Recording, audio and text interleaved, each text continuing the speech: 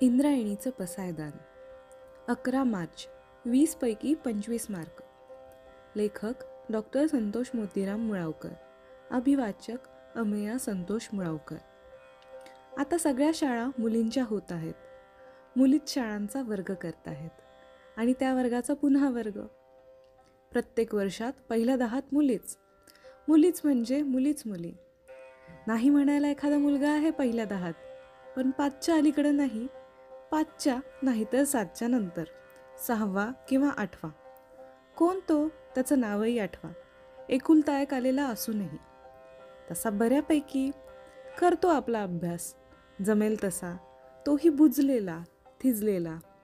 मुलीत आला म्हणजे मुलींच्या यादीत आला म्हणून इतर मुलं चिडवत आहेत त्याला.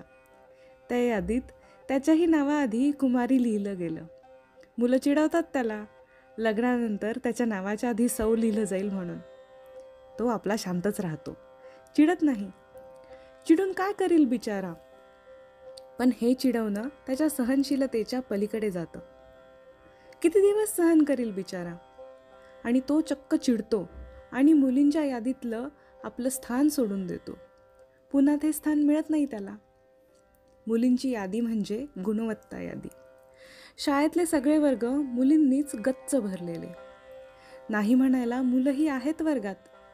प्राथमिक शाळेतल्या मुली पाठीला दप्तर, दप्तरात अभ्यासाची पुस्तकं, पुस्तकांसोबत वह्या, वह्यांची संख्या अधिक. सगळ्या वह्यांमध्ये गृहपाठ केलेला.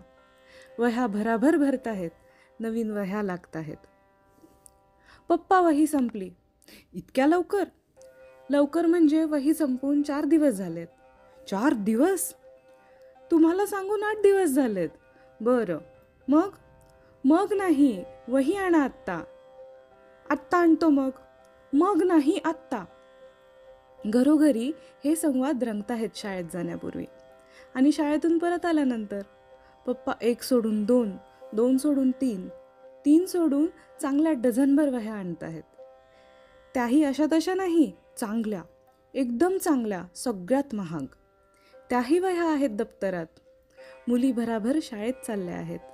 दुमडलेल्या वेण्या डोक्याला मागच्या बाजूनं गच्च बांधलेल्या. लाल रिबिनांची फुलं छान दिसत आहेत त्यांच्या डोक्यावर. पप्पा, हे बघा प्रगती पुस्तक. कुणाचं? माझं. बापरे, इतके मार्क? इतके कुठे?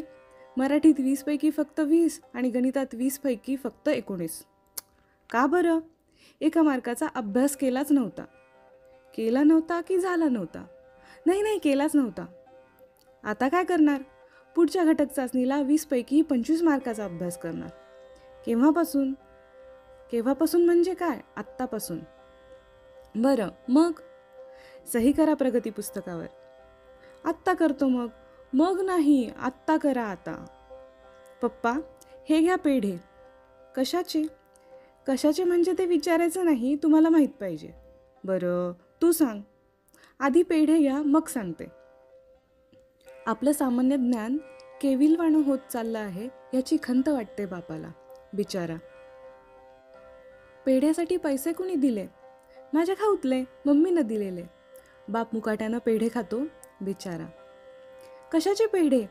जा आमच्या शाळेत आणि विचारा बाईंना कुणाचा पहिला नंबर आला ते.